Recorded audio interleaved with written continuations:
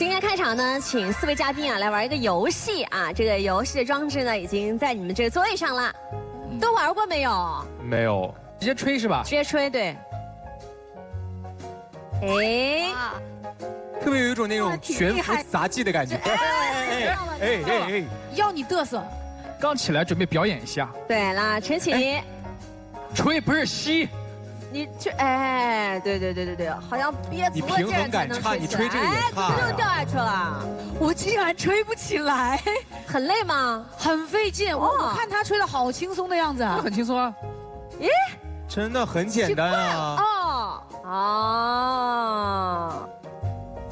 就它这种气啊是不能断的，你稍微断它肯定球就要掉落。对，OK。今天其实大家的这个肺活量有没有达标，我也不知道啊。但是呢，这个肺活量是不是可以反映我们肺部的一些问题呢？我们今天呀，就现在的这个季节来聊一聊养肺的话题。我们今天的主题啊叫做春季养肺有3法。马上呢就要请出我们今天的专家唐薇教授。唐薇，安徽中医药大学针灸推拿学院院长，安徽省针灸学会副理事长，从事针灸推拿学、中医养生与康复等领域教学、科研及临床工作近30年，熟练运用中医药、针灸和现代康复疗法治疗神经、呼吸、消化、运动、内分泌系统等内外科、老年科病症及部分妇儿科病症。让我们有请唐薇教授，欢迎。唐教授，通过这个游戏能看出来他们是不是能达标，或者说又能反映出肺部有什么问题呢？刚才呢也是看到大家做了一个应该是模拟肺活量的一种测试。对。这个肺活量呢，它主要是指我们一次尽力吸气以后，再尽力呼气。这样的一个气体的总量，在一定的程度上，我们用它来反映我们呼吸功能的一个潜在的能力。所以呢，它是检测我们呼吸功能的一个最直接的、最客观的一个指标。也往往用它来反映我们身体的素质的大小。那什么叫做正常的肺活量呢？一般呢，这个肺活量的大小呢，它是因人而异的。成年男子，他的肺活量可能大一些，大概是3500到4000毫升。对，是男子的这个肺活量啊。然后要是女子呢，一般稍微少一点，大概是2500到3000毫升。另外呢，我们说随着人的年龄的增长吧，一般我们的幼年和老年人呢，肺活量少一些。在我们壮年时期呢，肺活量是最大的。我们说肺活量它还是根据人的，如果有一些疾病状况，那么也是有所变化的。那唐教授跟那个体重或者身体的其他有，比方说是不是胖子就肺活量大点？对，有些女生她这样比较苗条一点的，那肺活量小一点正常吗？你问这个问题非常好。我们说肺活量大小受很多因素的影响。刚才讲的一个是年龄啊、性别，还有就是身材。这个身材包括你胸廓的大小，还有肺功能的强弱。还有你呼吸机的强弱，这都有关系。对，我看到唱美声的那些老师们，那个肺活量都挺大的，而且体格都非常的，不管是男生还是女生，体格都比较强壮。对啊，那个应该是经过一个长期的一个训练的过程。好，那现在正值是春季万物复苏的季节，现在呢，我们国家的新冠肺炎呢是基本得到了控制。那我们如何在春季来养好肺，调理好自己的身体呢？接下来呀，也请我们的唐教授结合我们的道具，给大家介绍一下今天带来了哪3法。今天主题啊，就是春季养肺有3法，所以呢，我们唐教授会一一为大家介绍一下有哪3法啊。我们还是从这边的宝箱来一一揭晓，是什么呢？第一款呢，就是我们介绍的是一个饮食养肺，我们做的一个食养的饮料。好，这还有一个，这呢是我们做了一款养肺的一个药膳。药膳既然是可以吃的，今天呢，我们就请2位嘉宾，我就不客气了，2位嘉宾上台来品尝一下。我也饿了，我也饿了。来，好。来，你们先品尝一下。先品尝一下。里面应该有百合，我喝出了百合的味道。百合。应该会不会有点那个薏米仁？因为我最近在减肥，薏米仁，茂茂，你那个呢？像粥像稀饭一样。这是薏米仁，这应该是厨师的，对吧？唐教授。是的。然后这个呢，就认不出来了。大块的我感觉像山药，是淮山药吗？是山药。他这几个都看得很清楚，看得很清楚。那我这个最难了。你这个是这个你猜一下吧，5种食材。有5种，我就只能喝出这几种来了。好，谢谢。好，暂时先放这儿啊。你们说的到底对不对呢？我们现在让唐教授一一的为大家介绍一下。先说说秋一的这款吧。这款茶饮呢，我们叫5汁饮。这个5汁呢，就是5种食材组成的。第一个呢是用的是梨子，味道对甜，甘甜。第二呢就是马蹄，就是荸荠。还有就是可以加一些那个藕，像梨汁啊，我们是30克左右。然后荸荠啊、藕汁啊，都是大概20克的样子。另外我们还可以加2种中药材。一种像麦冬。加个10克。太容易还有一个芦根，芦根最好能用鲜的芦根，如果没有呢，就是干芦根也可以。是芦苇的那个根儿吗？对，就是苇根、芦根，对。那么大概25克。那么把这5种食材呢，就是熬成汁以后，再适当的加水，再共煮。最后就变成一款茶饮。这对于润肺来说非常的好。对，你刚才也喝到了，它是比较有点甜味的。对。所以我们讲它是甘寒的。这个甘寒呢，就可以清热。这个清热本身呢，就是对于我们一些肺胃有热的，那么就可以清热止渴、生津，润肺止咳。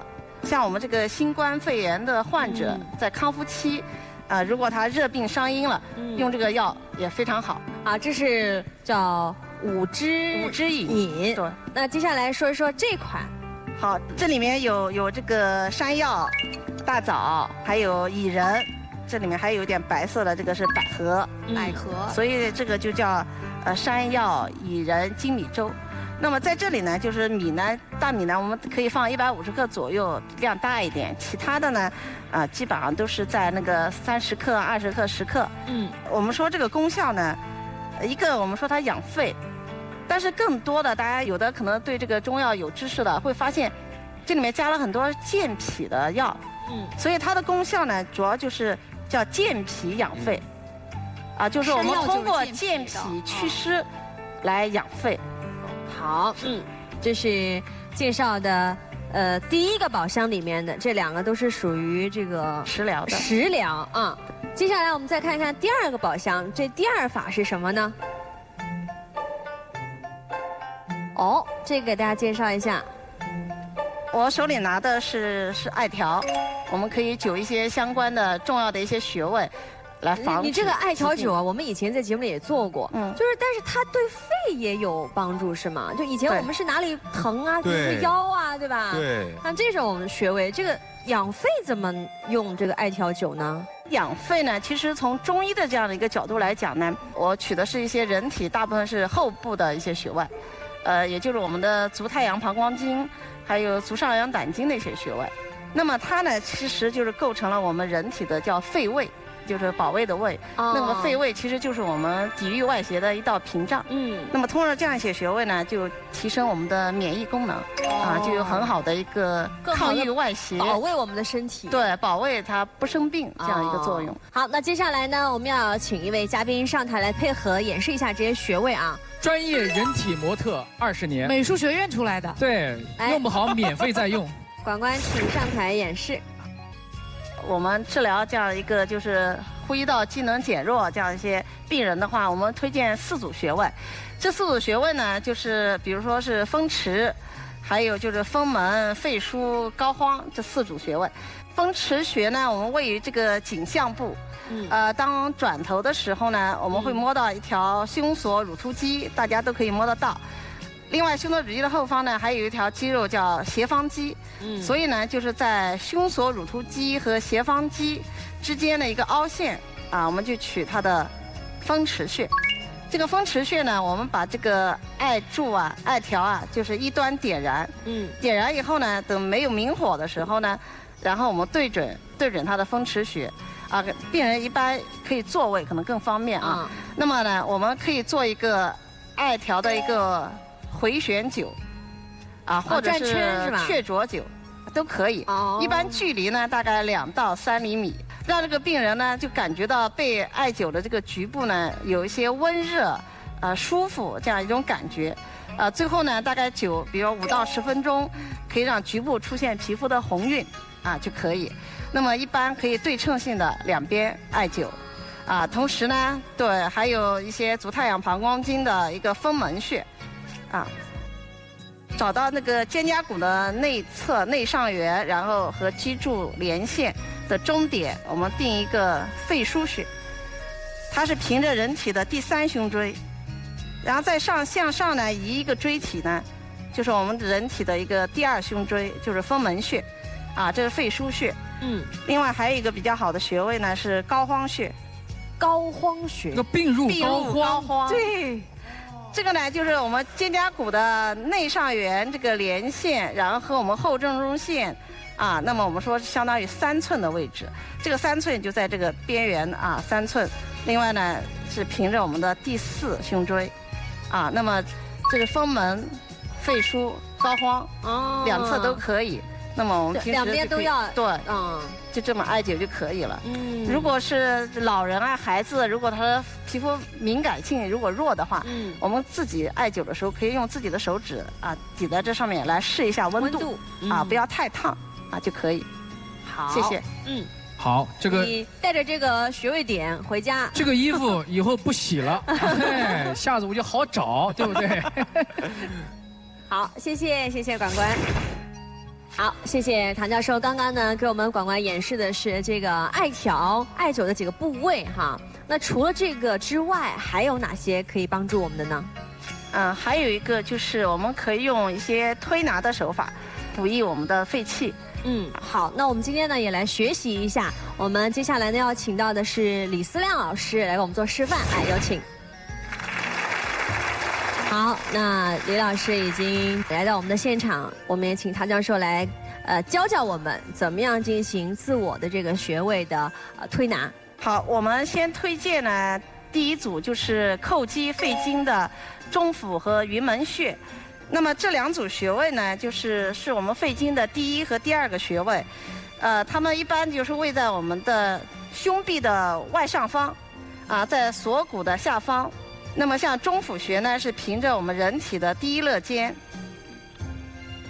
云门穴呢是中府的，就是上面我们说1寸的位置。那基本上就是如果我们自己找，就是在我们胸壁的外上方就可以。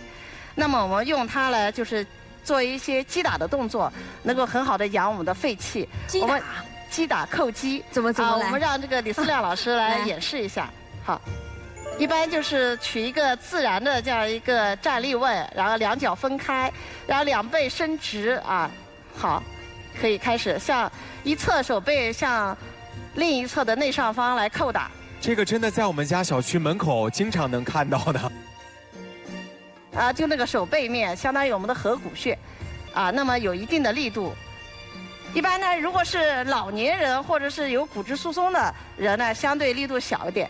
我们成年人比较正常，我们就可以自我的叩打，这样的话可以保健我们的肺。叩打多久啊？这一般也就3、5分钟吧，然后1分钟大概40次到60次的样子。唐老师，我想问一下，我打的时候有一种酸痛的感觉，正常吗？可以的，因为穴位受刺激以后，一般就是一种酸胀的感觉。刚好对吧？对对对。好，是。这是叩击，除了这个叩击之外，还有什么方法？还有一种可以用一些侧擦法，来侧擦我们足太阳膀胱经的一些主要的穴位。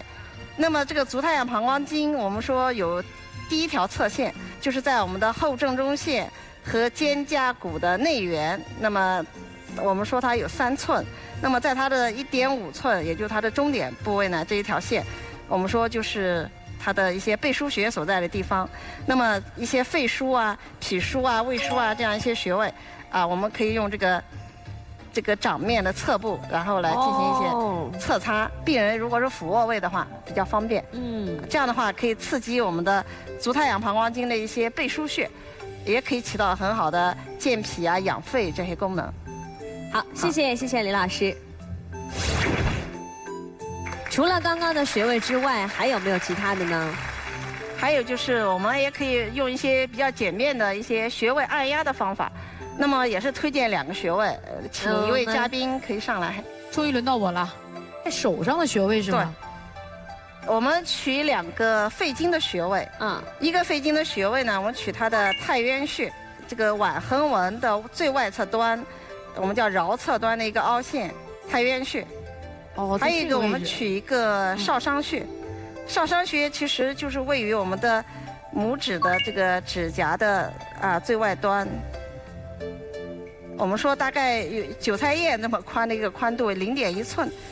少商穴呢，我们说呢是我们肺经的叫井穴，代表一个气血流注的开始。如果有一些咽喉的疼痛有些嗓子痛这种我们平时可以掐揉这个少商穴。还可以掐是吧？对，因为它这个穴位它比较小，比较那个细小的对。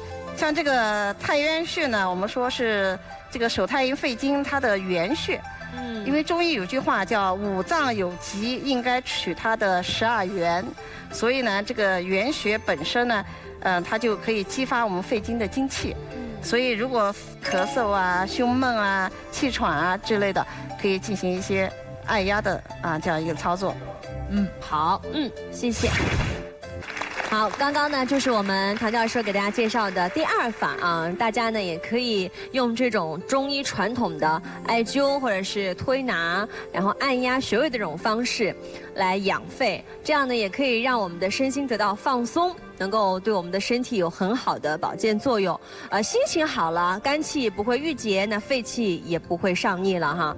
接下来我们看看还有最后一个宝箱，这又是什么呢？来，请揭晓。运动这我喜欢这个。不过呢，因为疫情期间大家可能都比较缺乏运动因为不能出门，所以这里说到的这个运动对我们这个肺功能有什么样的帮助，或者是什么样的运动更能让我们养肺？我们也请唐教授给我们介绍一下。春天是万物复苏的季节，所以我们提倡早睡早起。另外要加强一些晨练。那么这个晨练可以是慢跑也可以是散步等等。我们在这里面其实更推荐我们中医的传统的健身的功法，比如说像太极拳五禽戏什么八段锦这样一类的。大家可能也注意到，其实在我们这个新冠肺炎的这个防治期间，我们看到像武汉的那个方舱医院，我们就有很多的医护人员带着这样一些轻症的患者，在练什么太极拳、八段锦。对，因为它很好的调养了身心，而且可以强身健体，帮助我们抵抗疾病、治疗疾病。今天呢，我们也有请到了安徽中医药大学针灸推拿学院的李思亮老师，带大家一起练习一些动作。那么对于大家养护肺功能、调理5脏6腑，能够起到很好的帮助。我们请4位嘉宾跟着李老师一起来学习。我们现在呢推荐五禽戏的鸟戏，有很好的养护肺功能的作用。因为它可以增加我们肺的一个呼吸吐纳的功能。介绍2组动作，第一组动作是鸟伸，通过手掌的上举下按，以及我们这样一个伸展的动作，我们可以牵伸任脉，可以扩大我们的胸腔，增加肺的一个呼吸和吐纳。第2个动作呢是鸟飞，这个鸟飞呢是2倍的上下的运动，配合着呼吸，增加了一些血氧交换的功能。同时它这个提膝独立，还可以训练我们人体的一个平衡的功能。一般我们一组可以做5到6下。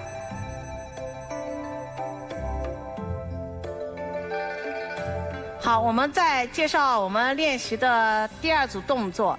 这个动作呢，是古本易筋经12式导引法中间的第1式，围陀献杵，2背捧起，然后在胸前合掌，然后向前推出，左右打开，转掌心向下握拳，依次放松。肩、肘、腕、手指，重复数次以后再恢复松劲站立。这套功法呢，对我们的一些胸部的满闷啊、呼吸不畅、气喘有很好的一个缓急功效。好，谢谢李老师，谢谢大家。好，刚刚呢，我们李老师带大家做的是我们中国传统的一些养生健体的方法啊，有这个五禽戏的鸟戏，然后还有古本易筋经等等。那除了这些之外，还有没有其他的适合我们的锻炼方法呢？我们这个锻炼方法可以因人而异，除了像这个五禽戏啊、易筋经这样一些传统的健身功法，大家选择性的采用一些像慢跑啊、什么瑜伽呀、游泳啊，这样一些运动，包括一些适当的体力活动，都是可以的。这样的话都有助于我们就是开宣我们的肺气，另外还可以疏导肝气，起到一个很好的一个强身健体、养肺的作用。就大家可以根据自己身体的这个需求来选择适合自己的锻炼运动方法哈。是的。好，那中医呢说五脏六腑啊，它是有关联的，牵一发而动全身，所以呢这个养生啊也是将我们整个人体看成是一个整体来养的，不管是哪里的问题，不能简单的看这一个局部。那尤其是我们的肺啊，肺呢是娇脏，切不可大意，一定要注意我们平时生活的一些细节，不让它受伤害。只有增强了我们的体质，才能保护好我们的肺，才能尽可能的远离慢性呼吸系统的疾病。好，那接下来就要进入到我们今天的平安好医生名医讲堂。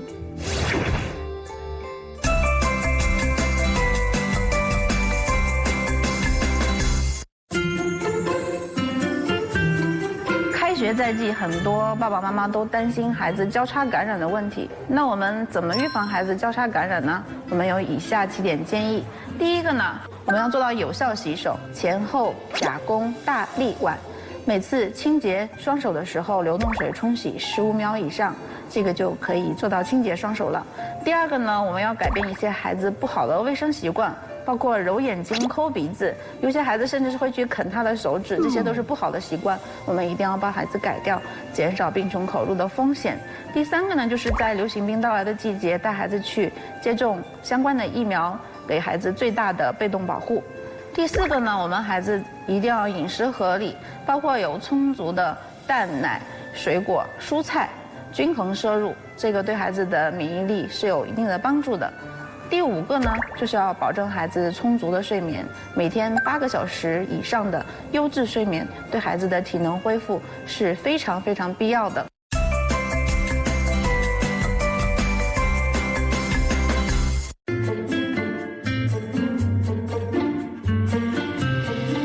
其实随着我们生活节奏的加快，饮食的单一，孩子出现便秘的情况是会越来越多的。很多爸爸妈妈就来问我，孩子便秘怎么办呀？到底什么情况导致的？其实我们研究发现，孩子出现便秘是有3个具体时机的。第一个就是孩子在添加辅食的时候，如果我们没有给他添加足够的膳食纤维，或者辅食添加的顺序不当，那么就可以导致孩子便秘的发生。第二个呢，是在孩子进行如厕训练的时候，如果我们训练的不得当，导致了孩子忍便不排，或者导致他恐惧排便，这个时候呢是会导致便秘的产生的。最后一个就是孩子入托或者上学的时候，因为他周围的生活习惯、饮食习惯、接触的人都会发生改变，也会导致孩子便秘的出现。那么如果孩子已经出现了便秘的情况，我们该怎么办呢？首先我们一定要调整我们的饮食结构，可以摄入一些膳食纤维含量比较丰富的食物。我们要保证每天孩子能摄入比他的年龄多5到10克的膳食纤维，这个膳食纤维呢可以促进我们的肠蠕动，从而避免产生便秘的情况。我们另外也要保证孩子充分的水分摄入，这个对排便也是有一定的帮助的。那如果孩子已经出现了忍便不排或者肛裂出血的情况，这个时候呢，我们就要建议孩子用药物干预了。吃药的同时呢，我们还是要进行我们饮食结构的改善，因为如果你的饮食结构不去调整，孩子的便秘还是会出现的。